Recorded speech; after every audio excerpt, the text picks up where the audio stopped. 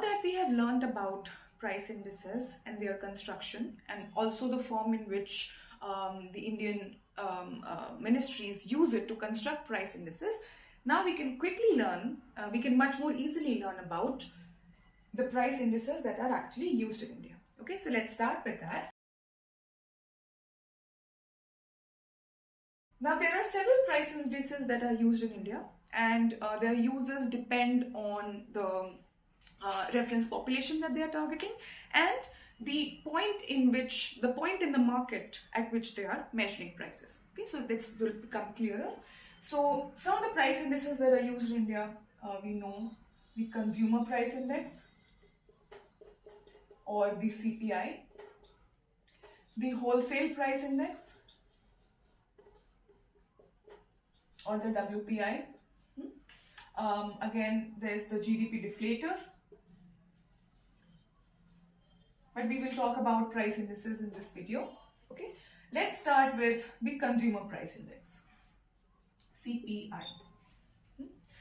What's a consumer price index? Now, a consumer price index is basically the price index which measures the movement in the retail prices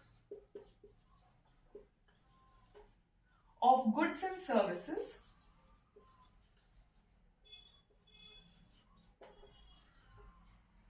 on which the consumers of India spend their incomes on. So the important thing about CPI is that it is from the view of retail customers, retail consumers, right? The end consumer. So it's looking at retail prices and it's looking at both goods and services. Okay, and why is this so important is because now India has moved to using the CPI as its base or as its measure for constructing headline inflation. So the headline inflation, the inflation that is the raw inflation figures that are reported, they are constructed using CPI.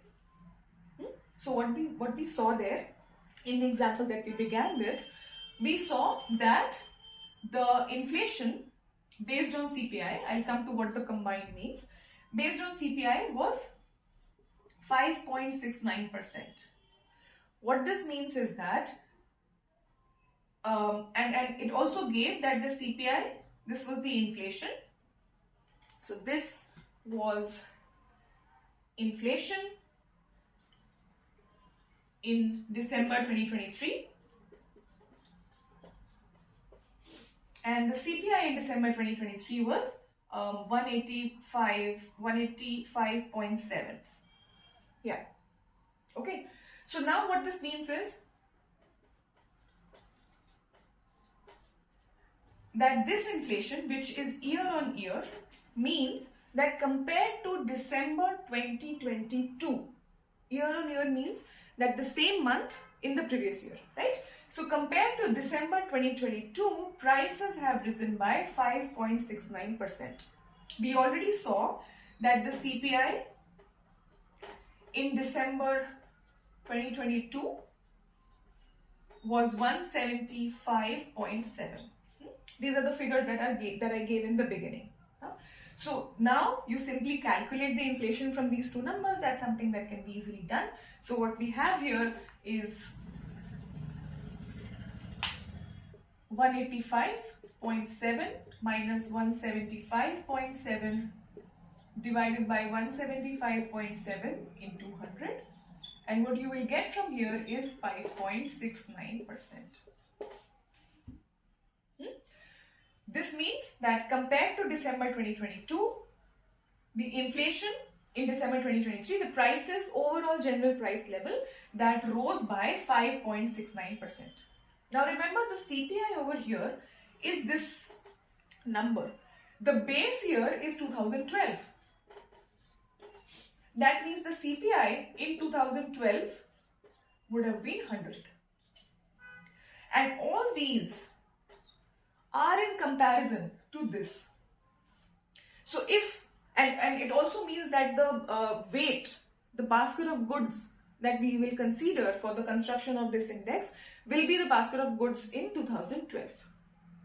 So to buy the same basket of goods as in 2012, right? If a consumer was buying a basket of goods in 2012, the same and buying it for rupees 100, the same basket of goods is now going to cost 185.7 rupees in December 2023.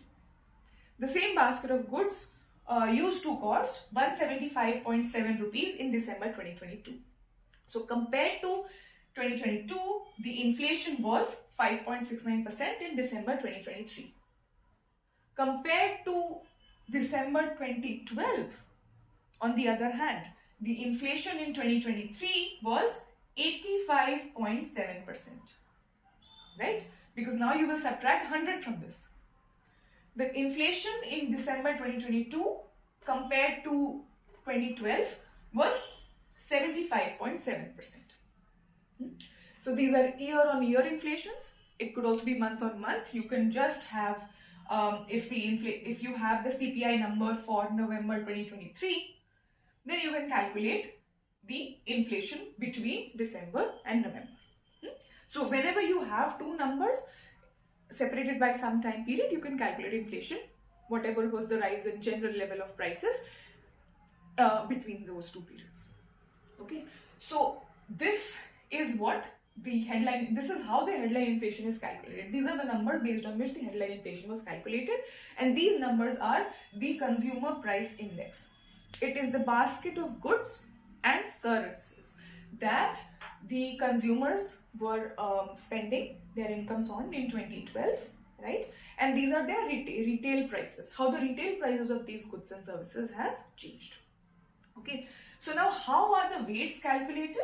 The weights are calculated basically, we know that the CPI numbers, the inflation numbers, they are released by the Ministry of Statistics and Program Implementation, MOSPI. So MOSPI conducts surveys to get these weights. So it conducts two kinds of surveys. One are household surveys,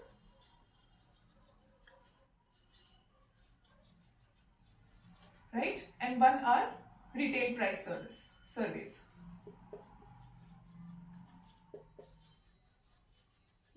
So these are conducted after several years. So these are consumer expenditure surveys. So what they do is they go from household to household, they create a sample, a representative sample of India. They go from household to household, they ask about the items on which people have spent their incomes and how much have they spent. Now, when they do for a representative sample of houses all across India, then they get these two numbers. So they get the amount that people were spending on items and the prices of those items. Sorry, the amount that they were spending on items, and of course, what items were there in the basket. So they were getting quantities, and before that, they were getting the list of items. So list of items and their quantities. The third thing that we need is prices, and prices are from this survey. So this is a more regular survey. It's generally, even on a weekly basis, it's done, weekly, monthly basis. This is a more, because it's a more time-taking survey, it's done periodically. So the last survey was the 68th round of NSS expenditure survey,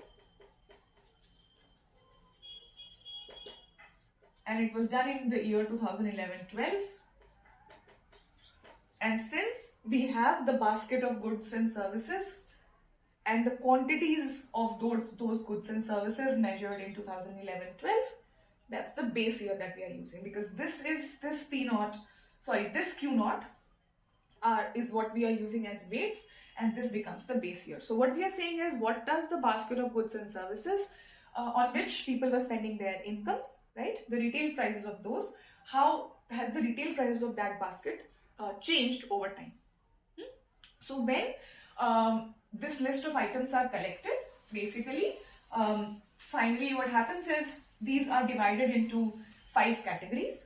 So of course, consumers consume a large list of items. So not all households consume the same items, not all households consume all the items.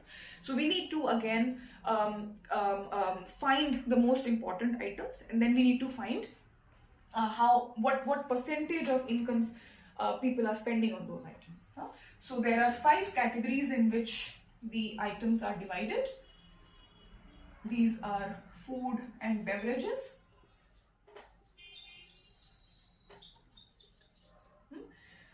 then there is pan, tobacco, intoxicants, these kinds of things. Then there are clothing and footwear, housing, fuel and light, and then there is the residual category of miscellaneous.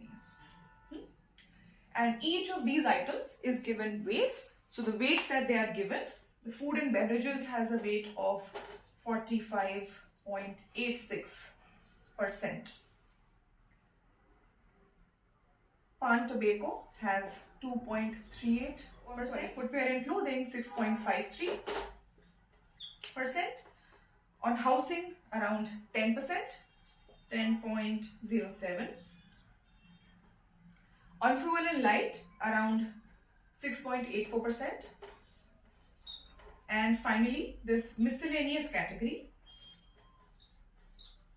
is around 28%. So this miscellaneous category contains, say, education, healthcare, all those other activities, services mainly, which are not covered in these items. So then based on this, now we have our list of items. We have their Q0, right? And we also have their prices in every year. So we have these surveys. So then this Q0 and times P0. This is the weight. And this is the weight that was there in 2012. As the years move on, this P0 becomes P1, P2, P3. And then accordingly, we put them in our formula and calculate the price index. Okay. So this is the consumer price index. This is how it is calculated broadly. These are the weights that are used, and this overall, when it is calculated for the entire country, when the sample is the entire country, representative of the entire country, then it is called CPI combined. So this is called CPI combined. But CPI is also calculated for some sub-populations in the country. So it's calculated at the rural level, at the urban level. Again, there are also workers for which they are calculated separately. CPI is calculated for the industrial workers.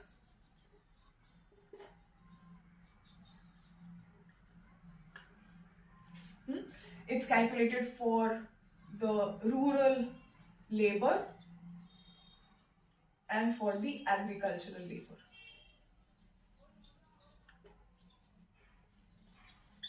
So these are the common consumer price indices that are calculated in India.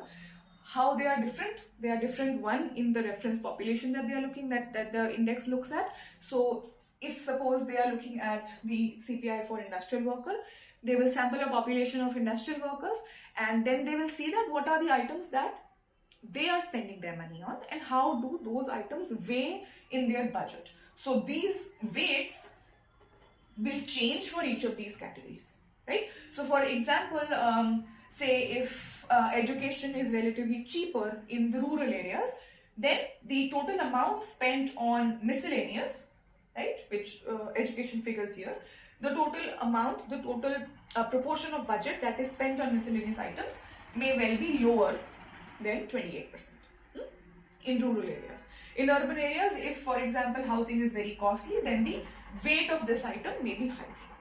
So then depending on the reference population and depending on the reference population, the weights of these items will vary, and as the weights vary, the value of the CPI will vary. Okay, so that was CPI. Now let us just briefly understand what the wholesale price index is. The difference between the wholesale price index and the consumer price index is that the wholesale price index measures the movement in prices, movement in the wholesale or bulk prices of goods. Now there are no services in the basket that is considered in this price index. Services are not part of it. So services are only delivered to the end consumer. They don't feature in the wholesale market or the bulk market. So these are all the prices that that are charged at the first point of sale.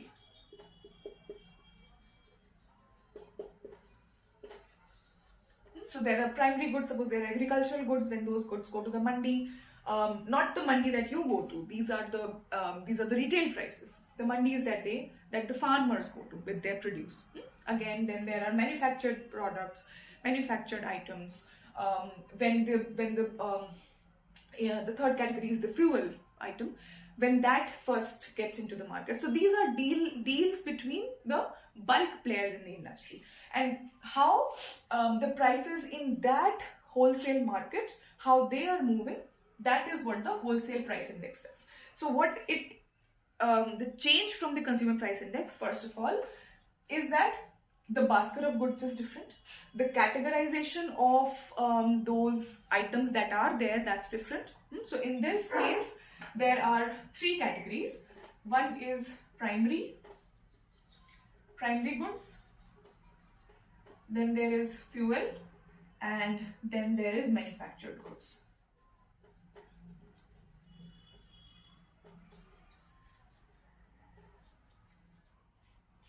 And of course, there are no services in this item. So fuel, this primary items get a weight of 22.62, fuel and power, the weight is 13.15, and the weight of manufactured items is this. So what is weight in this category? Again, Q0, P0. This is basically giving the total value that is traded in the market.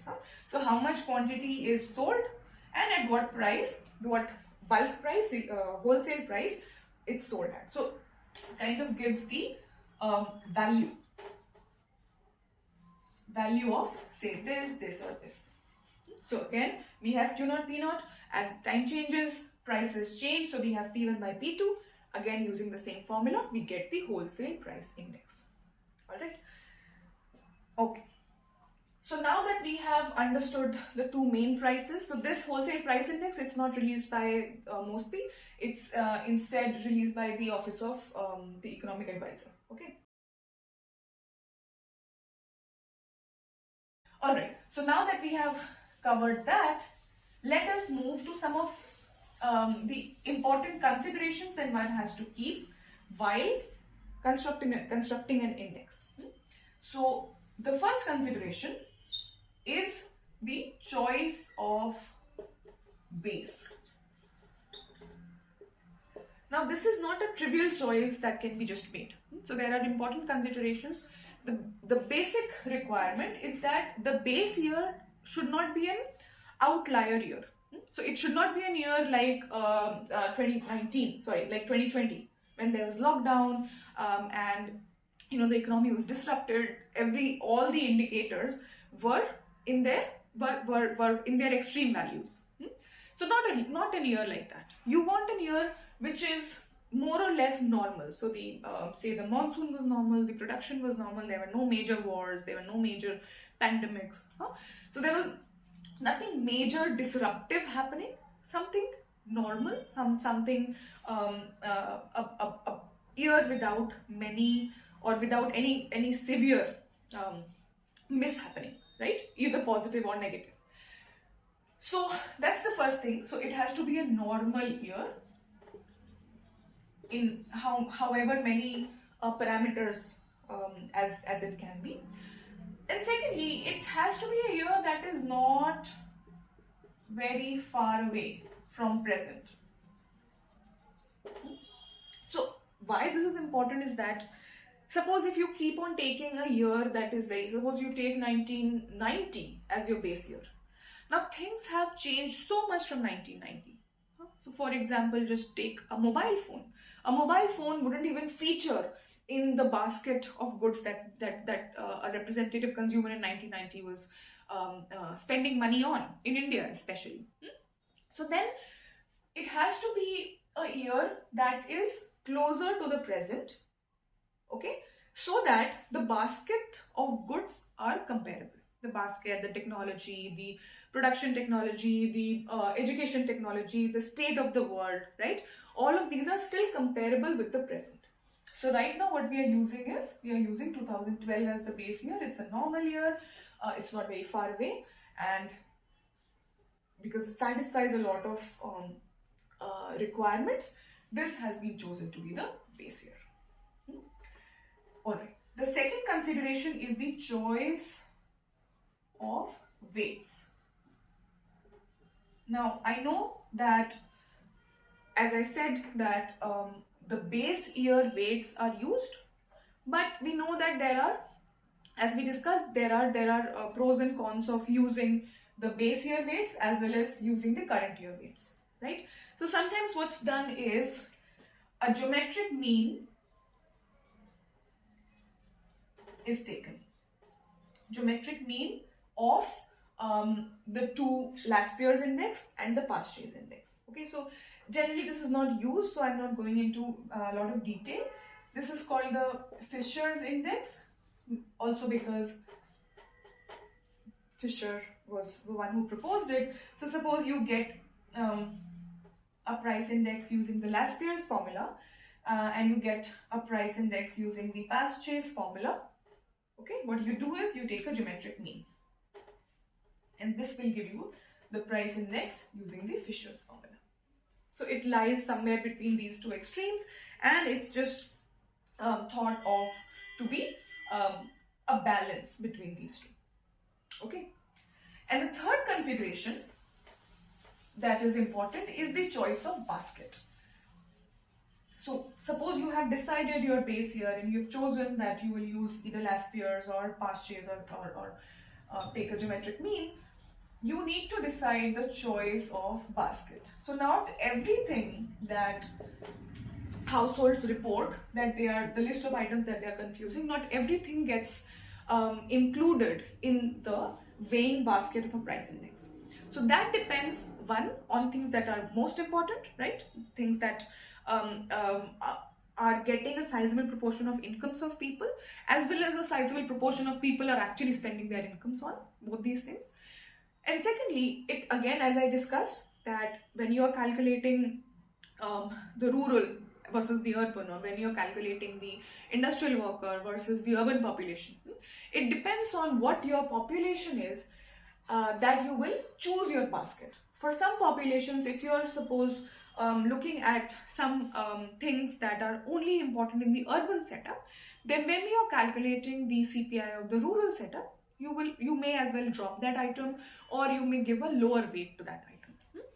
So the choice of basket depends on the reference population that you are using, right? And it also keeps on changing with time. So updated with time. Alright, so with that, we have covered the important considerations that there are while a price index is being constructed. Let's move to the final sub point that I want to cover, is that price indices are not the only index numbers that are used worldwide, and there are some of the other index numbers that are very common, and we need to understand that these are also index numbers. The first one, again used in economics, I won't go into much detail because this can be another video altogether, is the index of industrial production.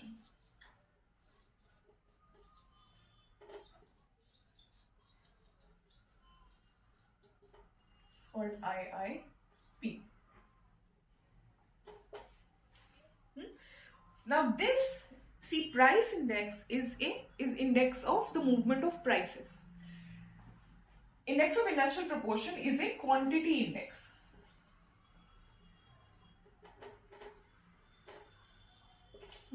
So what it does, it sees how the quantities that are produced in the industries, the quantities of items, how their production, right, varies over time. So now the related variables that this index looks at is quantities of production, the volume of production. Okay, so this is a quantity index.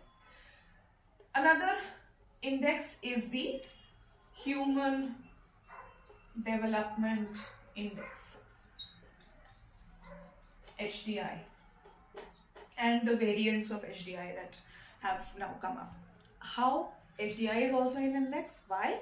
Because it is again looking at indicators that are related. The variables that we look at, it's the education variable, it's the health variable, right? It is the sometimes it's the wellness variable. So all these variables are again related because it relates to the state of well-being, state of mind, state of society of a population.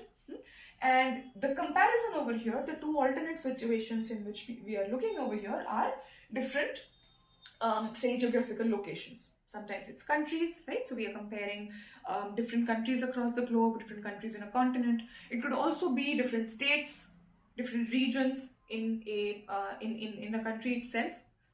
So HDI is also an index where the movement, again, sometimes we are also comparing over time, right? So for the same country, we have some number that was in this year, and then as time moves forward, this HDI changes numbers, and we can see whether there is an improvement or a downfall.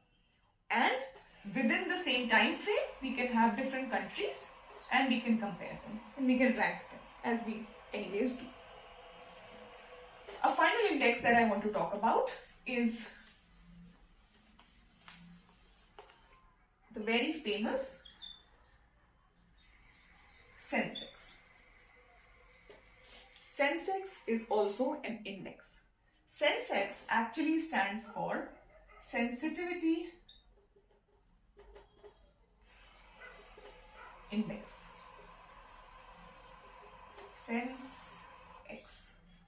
So the full form is S&P Bombay Stock Exchange Sensitivity Index.